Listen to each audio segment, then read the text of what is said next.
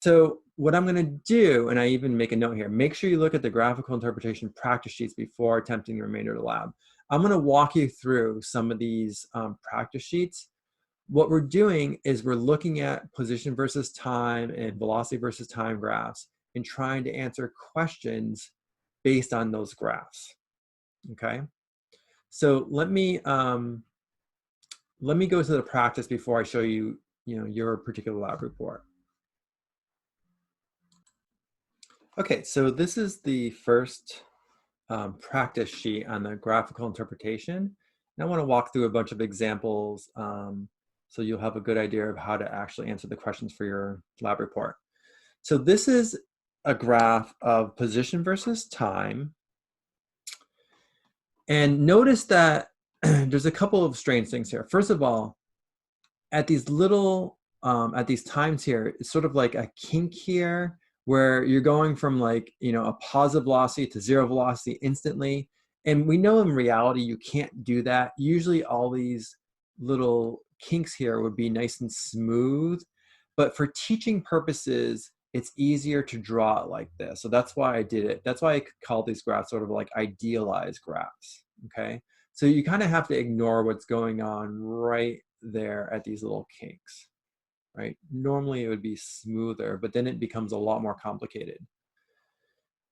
All right, so if we're given a position versus time graph and we're asked a question about position, then we can read the answer directly from the graph, right? So if I'm given position versus time, I'm asked a question about position, I can read the answer directly off of the graph.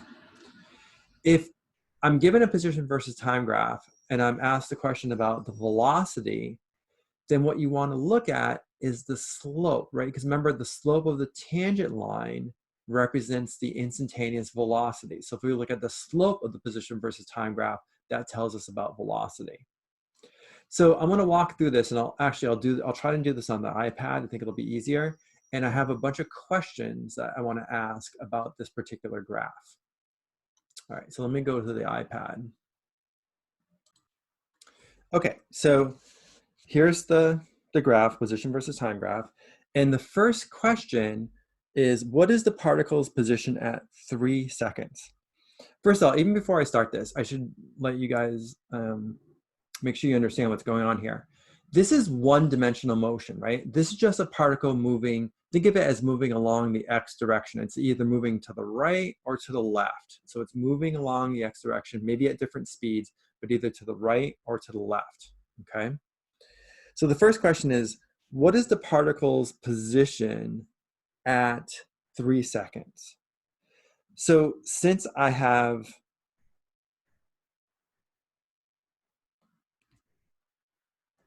hold on one second. I think I have the wrong graph here.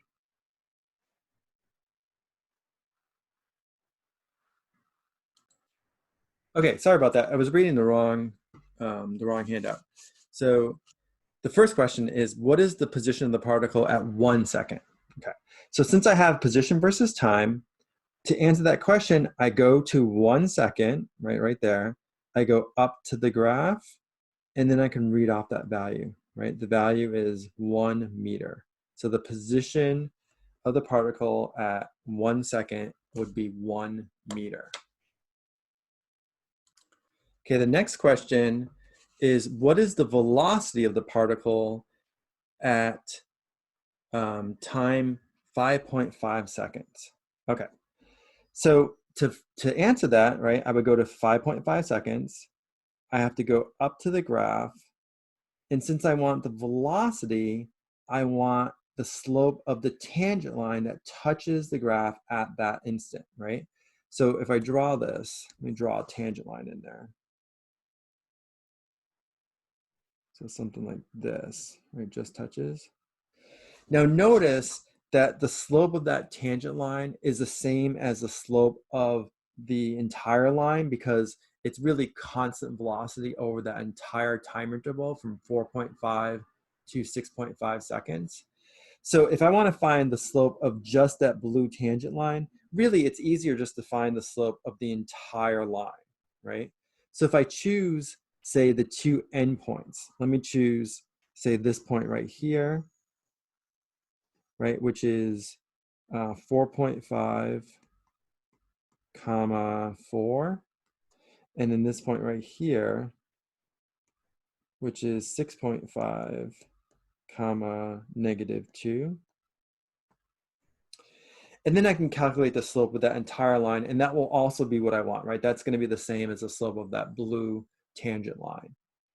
So how do I find that slope? Well, remember, it's going to be the change in position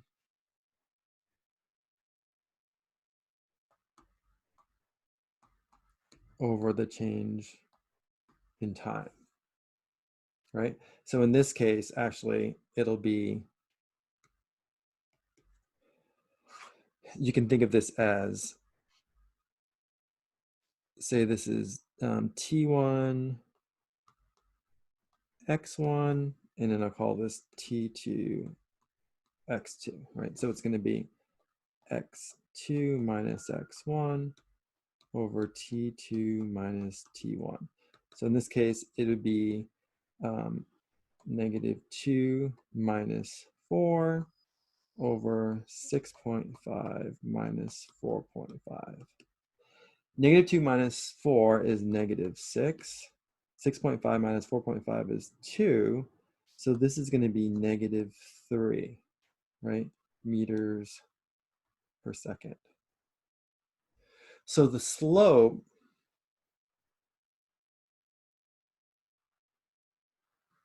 of that entire line, which is the same as the slope of what we really want is just the line segment right at 5.5 seconds, is going to be -3. So the answer to that question would be -3 meters per second.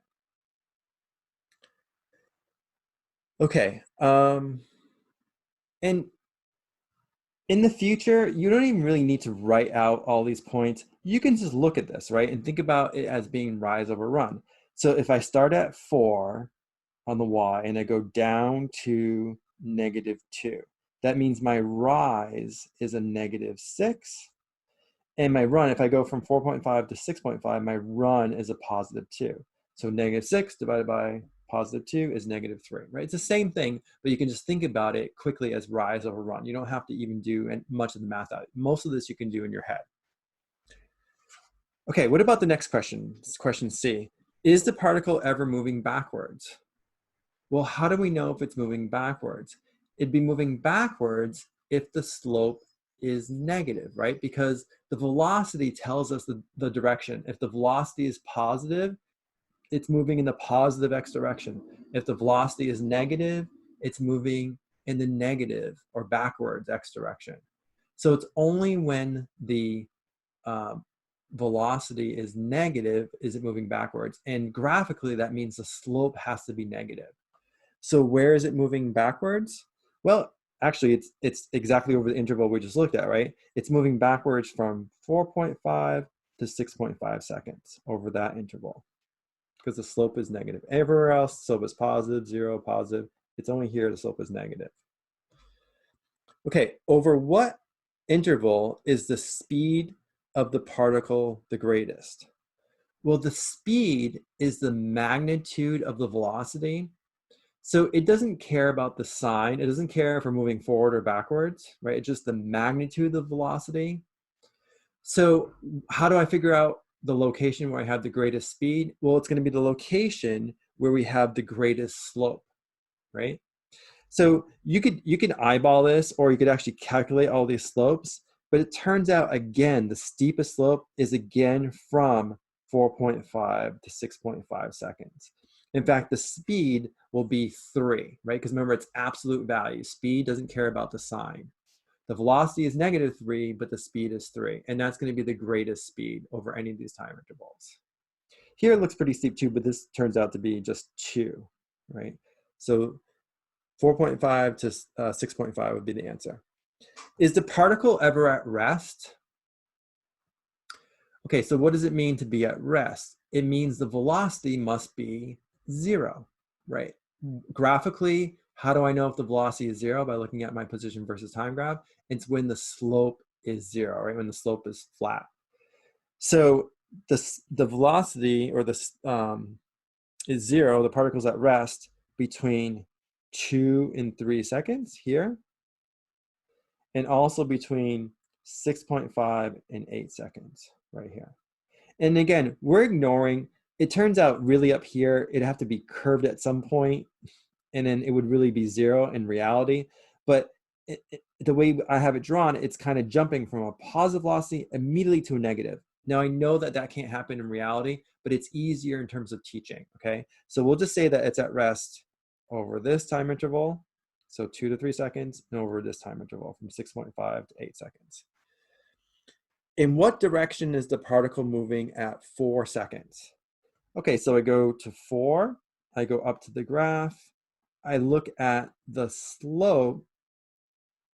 Remember, the slope tells me, so at that point, the slope kind of looks like this. It tells me the instantaneous velocity. The velocity will tell me the direction, and we know in this case it's positive, right? So you could say it's moving in the positive direction or forward direction, right? Because we have a positive velocity, positive slope. Okay, the next thing that we want to do is, given this position versus time graph, we want to sketch the corresponding velocity versus time graph. All right, so let me bring that up. Okay, so we want to sketch the corresponding velocity versus time graph given that initial position versus time graph. All right, so let's see if we can figure out what the velocity is from 0 to 2 seconds. Well, we know it's constant, right? Because it's linear, so it's constant velocity. And I can figure it out by looking at the rise over the run, right? So the rise, well, it's going from 0 to 2, so the rise is a 2. In the run, it's going from 0 to 2 as well, so the run is also 2. So 2 divided by 2 is 1. So the velocity must be 1 meter per second. So if I go to the graph, I'll do this in red, from 0 to 2, it's going to be 1 meter per second, something like that. Okay, what about from 2 to 3? Well, from 2 to 3, what's my velocity? It's 0, right? Because the slope is 0. Remember, the slope gives us the velocity. So the slope is 0. So if I go back to here, from 2 to 3 seconds, this is just going to be 0. And again, because it's an idealized graph, it really does jump, right? The graph, it doesn't, you don't connect the one, from 1 to 0. It jumps from here down to here. In reality, I know that can't happen, but with these idealized graphs, that's what is going on. It's actually jumping. Okay, what about from 3 to 4.5? Okay, so 3 to 4.5. My rise, well, it's going from 2 to 4, so that's a positive 2. My run, it's going from 3 to 4.5, so that's 1.5. So what's 2 divided by 1.5? Why, what's that, 4/3, I believe? So 4/3 should be the slope. So around 4/3 is like 1 1/3. So something like this.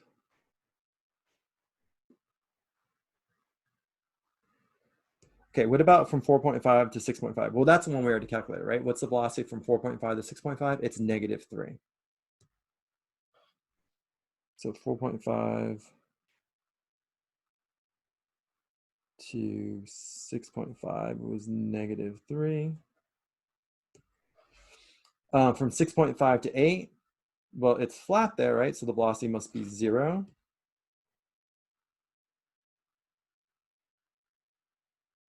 So something like that. And then finally, from 8 to 9, well, the rise, so it's going from -2 to +0. So the rise is a +2. The run is, it's going from 8 to 9. The run is a +1. So 2 divided by 1 is 2. So this is going to be positive 2. Okay, so that would be the corresponding velocity versus time graph. Okay, let's look at the next position versus time graph. Okay, so here's our next position versus time graph. So let's see if we can answer these questions. What is the position of the particle at 5 seconds?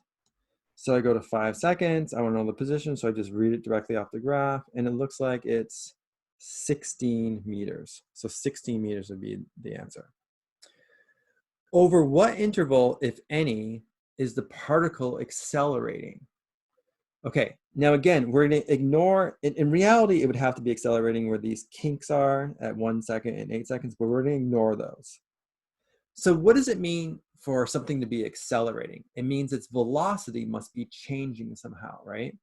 And if I have a position versus time graph, what does it mean for the velocity to be changing? It must mean that the graph is curved, right? The slope must be changing because the slope represents the velocity of the position versus time graph. So where is the slope changing? Well, actually from 4 to 6 seconds, right? Initially, it starts off positive, then it gets small. It's still positive, but smaller, smaller, then kind of 0, negative, more negative. So it's curved over that time interval from 4 to 6 seconds. So that's where the particle is accelerating. Okay, and I'll explain that a little more carefully in one of the later questions. Is the particle ever at rest? Yeah, it's where the slope is 0, right? So definitely between 0 and 1 second. Definitely between 8 and 12 seconds, right? Where it's flat.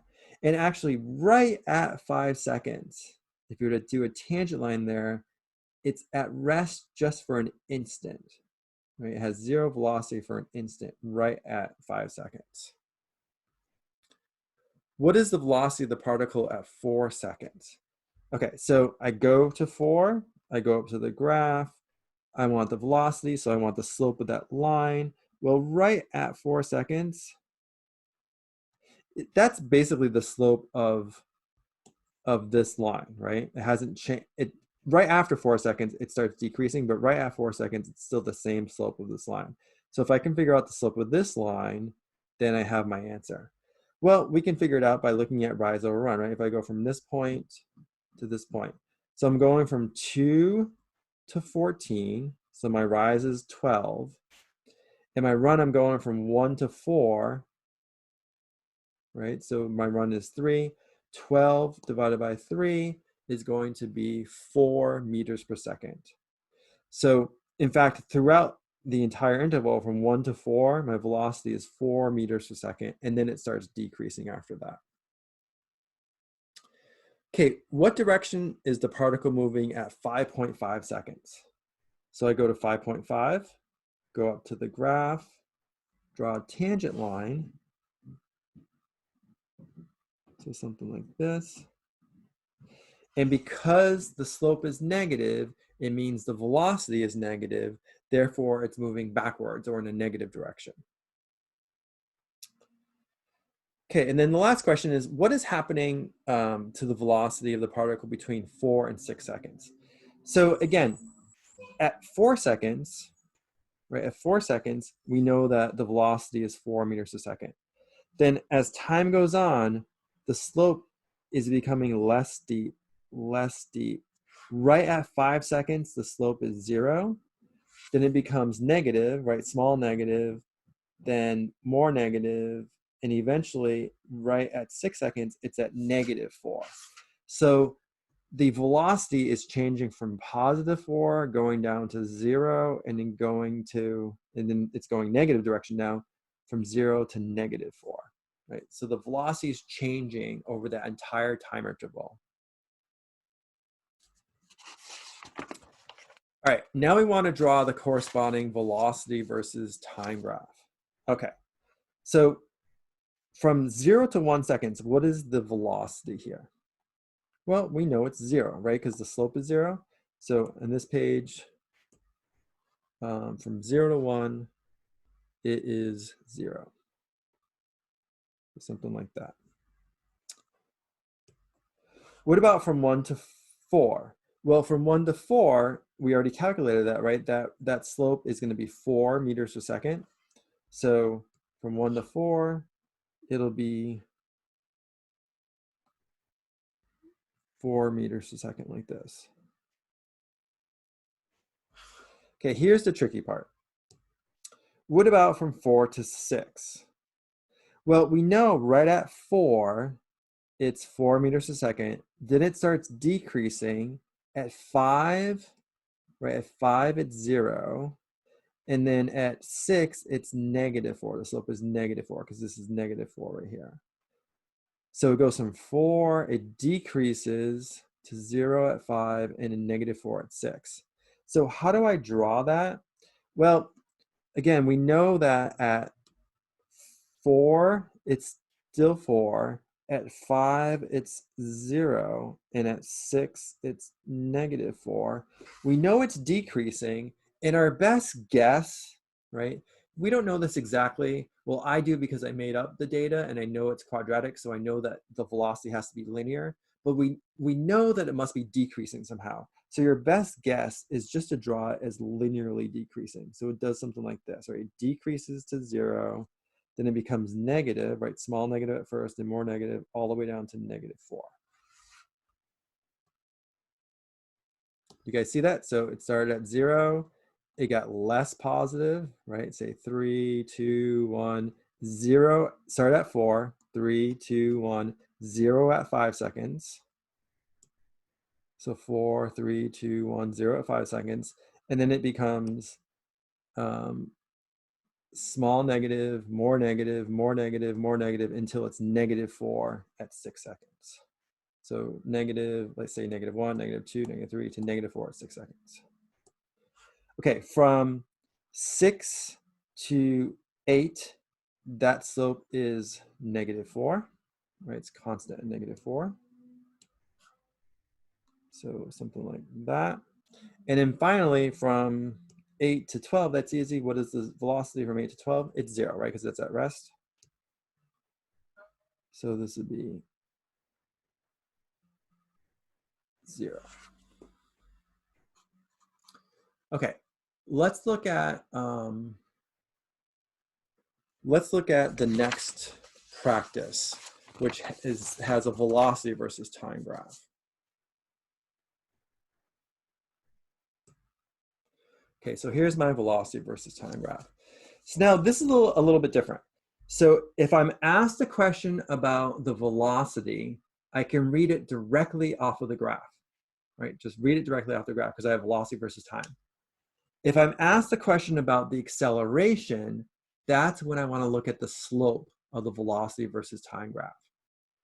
And then finally, the one that I need to talk a little bit about more, if I'm asked a question about the displacement, like the change in position, then I want to look at the area underneath the velocity versus time graph.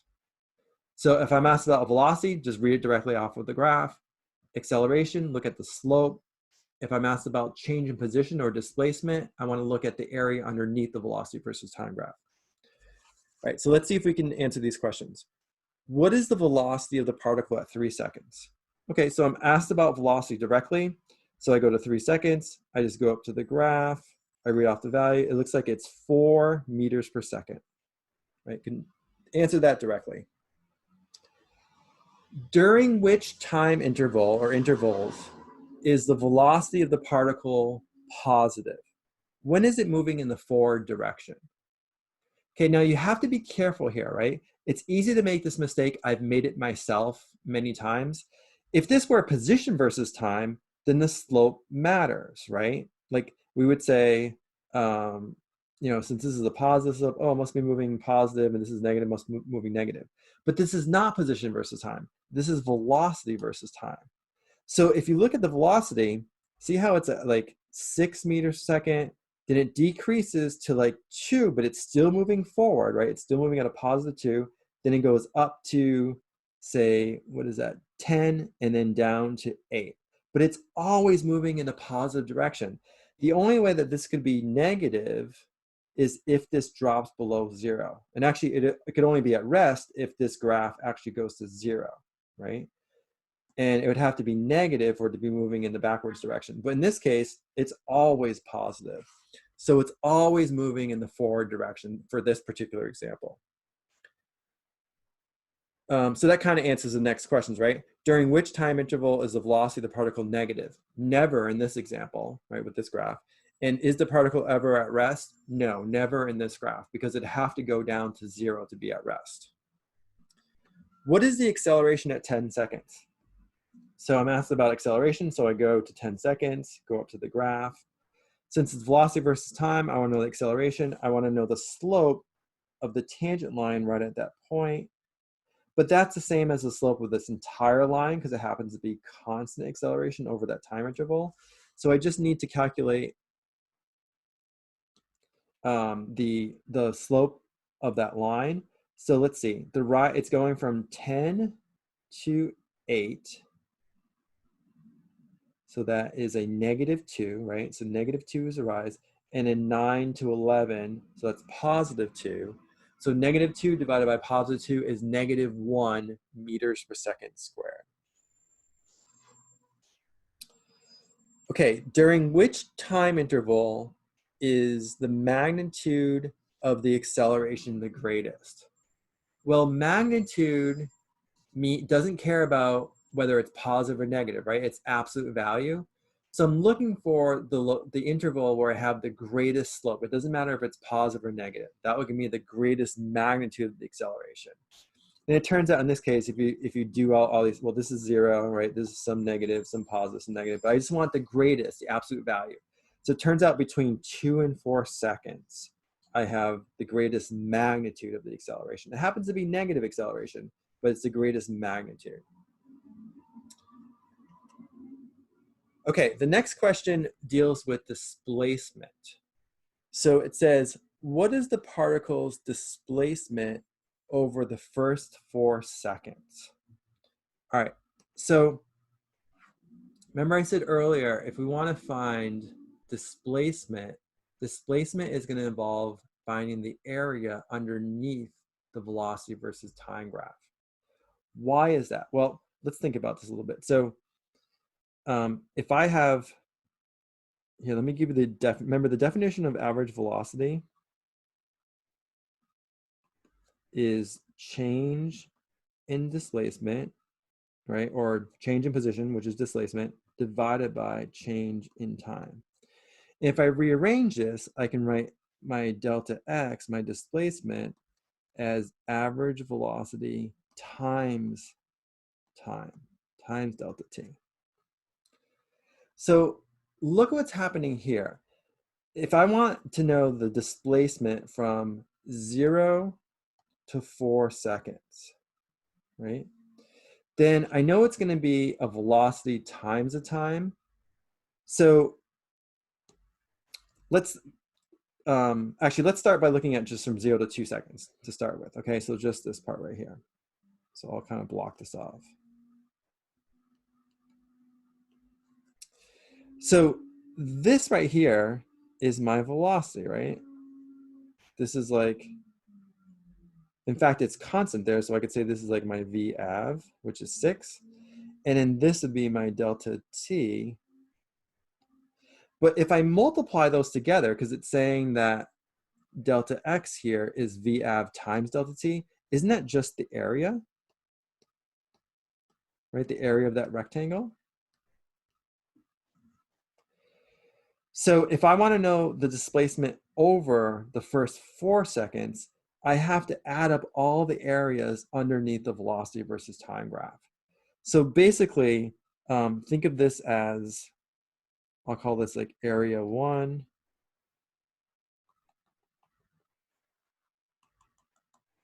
say area 2, area 3. Okay, and if I add up those 3 areas, that must be my displacement over the first 4 seconds. So how do I find area 1? Well, that's a nice easy shape, right? It's a rectangle. So area 1 is going to be length times width. So that'll be the velocity, which is 6. That's my length, right? The height there, times the time, which is 2 seconds, and that's going to be 12 meters, right? The seconds will cancel. Meters per second times seconds is meters. For area 2, that's the area of a triangle. Remember, the area of a triangle is 1/2 base times height. So I could say base times height divided by 2. So my base in this case would be this, right? And the height would be this. So the base is 2. It's basically 2 seconds times the height is 4 meters per second divided by 2. So this is going to be 8 divided by 2, which is 4 meters. Okay, so that's that area right in here. And then finally, A3 is just another rectangle. So length times width. And that turns out to be, it looks like 2 meters per second times 2 seconds. So that's also going to be 4 meters. So then my displacement over the first 4 seconds, graphically, I can get it just by adding those areas. A1 plus A2 plus A3. And so that would be 12 meters plus 4 meters plus 4 meters. So that's going to be 20 meters. Okay. And then if you wanted to calculate the area or the displacement over the entire 11 seconds, then you'd have to, maybe break this up into a rectangle here, or sorry, a triangle there, a rectangle here in the bottom, maybe a little triangle there, and then a big rectangle there. And if you add up all those areas, that will give you the total displacement over the entire 11 seconds. Okay, what if the velocity becomes negative? Like, what if you have something like this?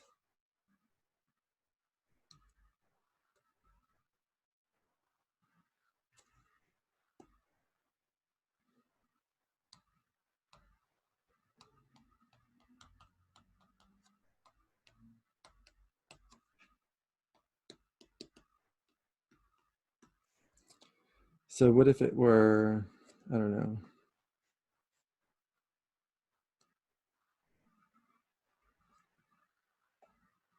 something like that, over the time period.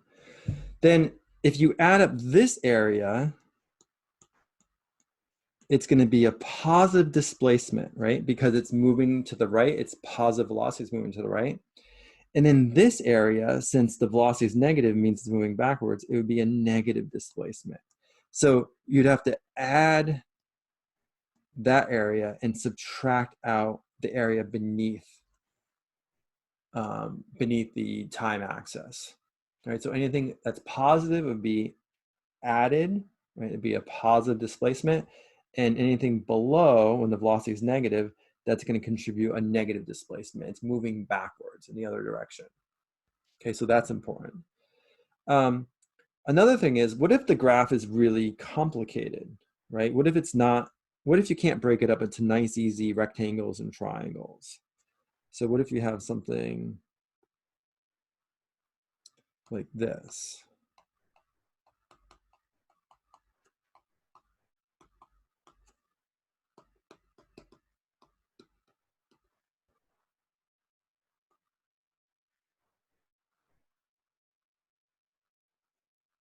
Let's say that's my velocity, right, over time. And I want to estimate the displacement over that time period. Well, it's not very easy, right?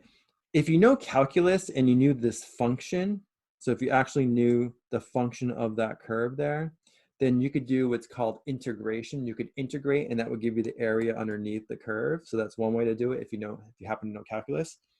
But one way you could estimate it graphically is you could break this up into like little squares. Like you could say, well, let's say over this time interval right here, let me just break this up into little time intervals.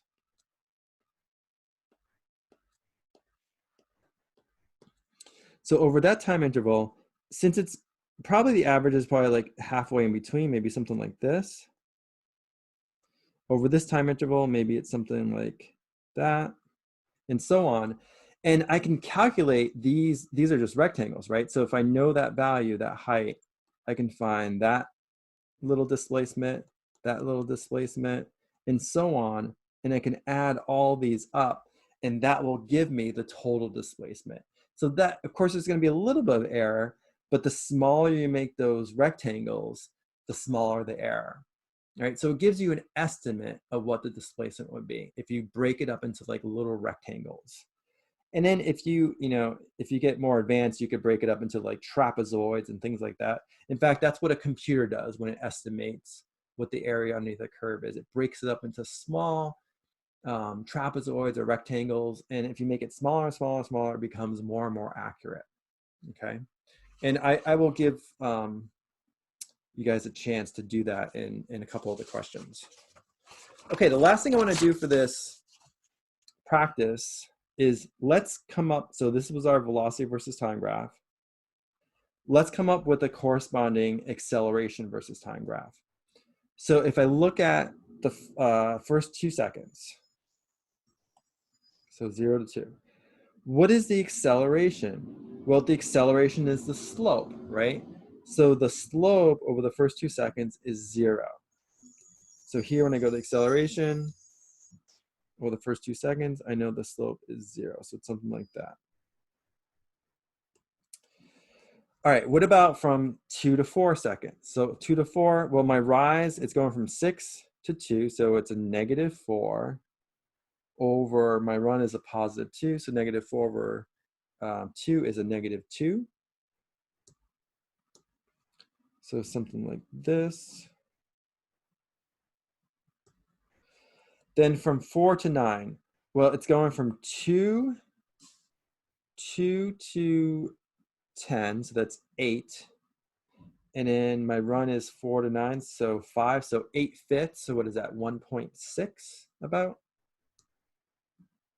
So 8/5, right, or 1.6. That's all the way to 9. So something like that.